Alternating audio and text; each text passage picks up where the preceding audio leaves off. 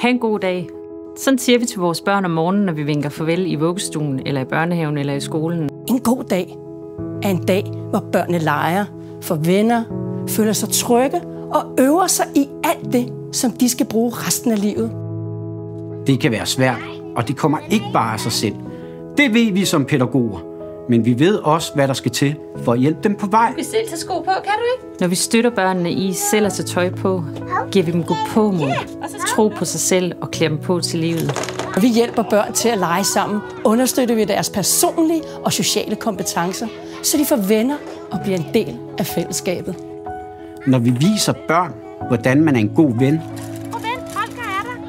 er det med til at udvikle deres empati og glæden ved at være noget for andre.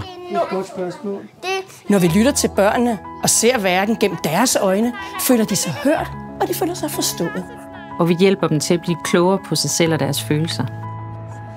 Når vi viser børnene verden eller går med på deres påfund, styrker vi deres nysgerrighed, fantasi og kreativitet.